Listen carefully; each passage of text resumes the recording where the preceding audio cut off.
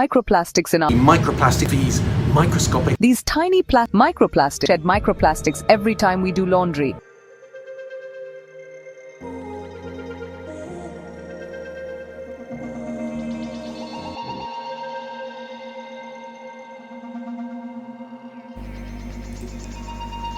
Selama ini kita melihat hujan sebagai pembersih alami, simbol kesegaran yang membasuh debu kota. Namun di bawah mikroskop ilmiah, air yang jatuh dari langit Jakarta membawa kisah lain, sebuah jejak polusi yang tidak terlihat, namun memiliki konsekuensi sistemik. Selamat datang di era hujan mikroplastik.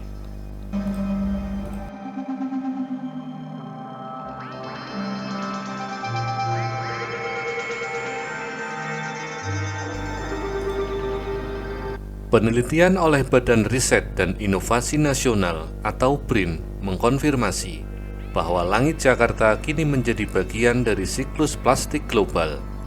Ini adalah manifestasi dari proses yang disebut deposisi mikroplastik atmosferik. Mikroplastik adalah fragmen polimer berukuran kurang dari 5 mm.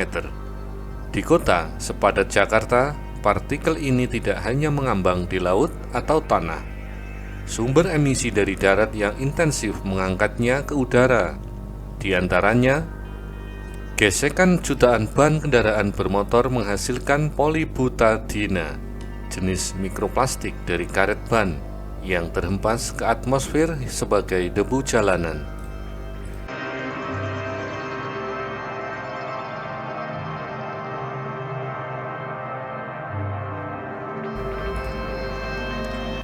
Serat polyester dan nilon dilepaskan saat mencuci pakaian, masuk ke perairan dan menguap atau mengering di darat untuk kemudian diangkat oleh angin.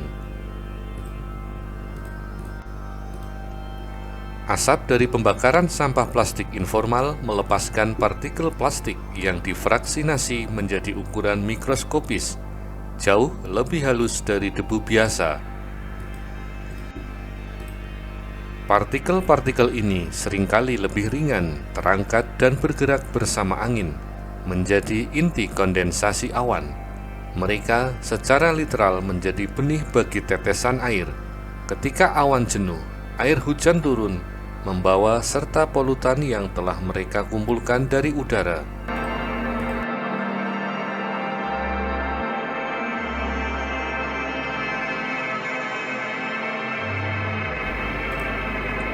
Data yang dikumpulkan dari sampel air hujan Jakarta sangat mengkhawatirkan. Rata-rata peneliti menemukan sekitar 15 partikel mikroplastik per sampel atau per meter persegi per hari di area pesisir ibu kota. Komposisi mikroplastik di Jakarta mencerminkan aktivitasnya. Dominasi fiber menunjukkan peran industri tekstil dan rumah tangga, sementara kehadiran polybutadina adalah cap tak terhindarkan dari krisis lalu lintas dan kualitas udara urban.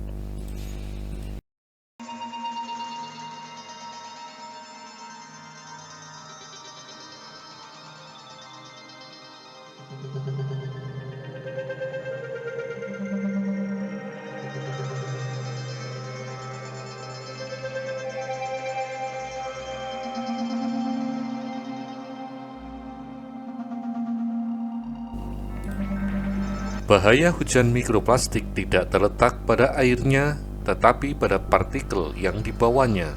Secara analitis, partikel mikroplastik bertindak sebagai vektor toksisitas ganda.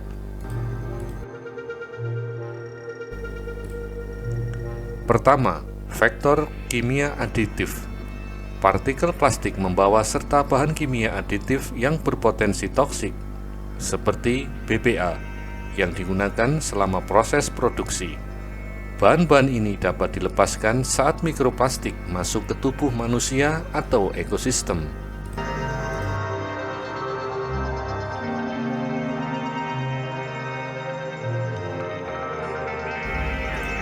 Kedua, vektor polutan source free.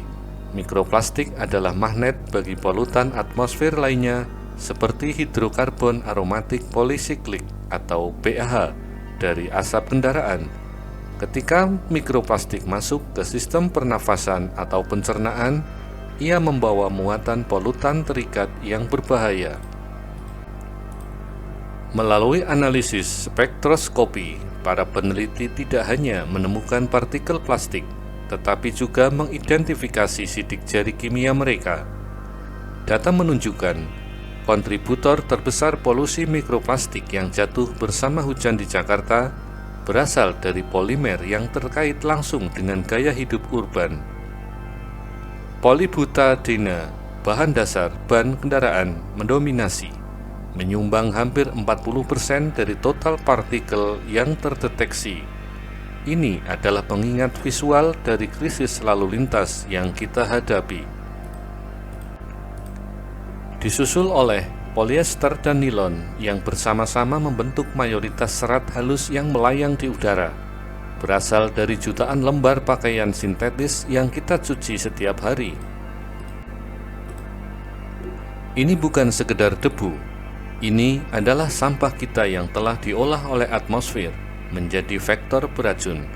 Partikel-partikel mikroplastik ini, selain sifatnya sendiri yang berbahaya, bertindak sebagai spons, menyerap polutan kimia lain di udara kota, seperti hidrokarbon aromatik dari asap knalpot.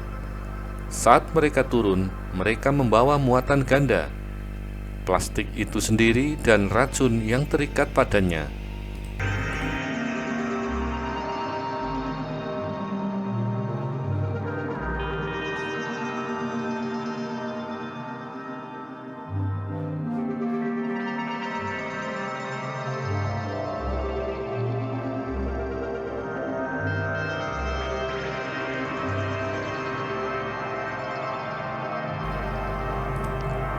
Seperti yang dikatakan oleh para ilmuwan BRIN, langit Jakarta sebenarnya sedang memantulkan perilaku manusia di bawahnya. Fenomena ini adalah bukti tak terbantahkan bahwa siklus plastik telah menutup diri. Limbah yang dibuang sembarangan, dibakar, dihanyutkan, atau terurai di jalanan, kembali kepada kita melalui udara yang kita hirup dan air yang membasahi kota.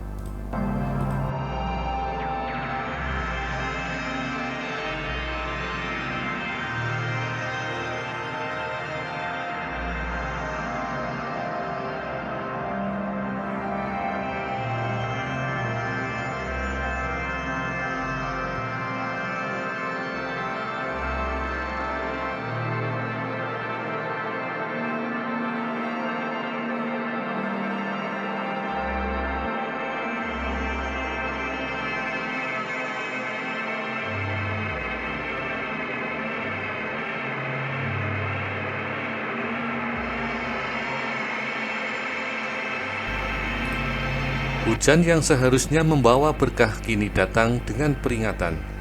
Mikroplastik di langit Jakarta adalah alarm keras bagi tata kelola limbah dan gaya hidup kita. Ini bukan lagi hanya tentang membersihkan pantai, melainkan memurnikan atmosfer itu sendiri.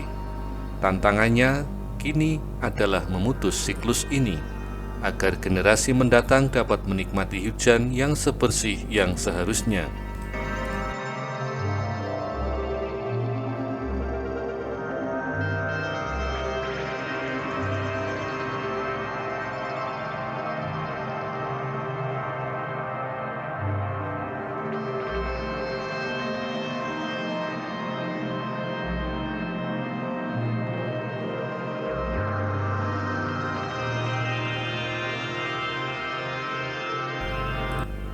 Temuan para ilmuwan di langit Jakarta adalah alarm yang tidak bisa dibungkam.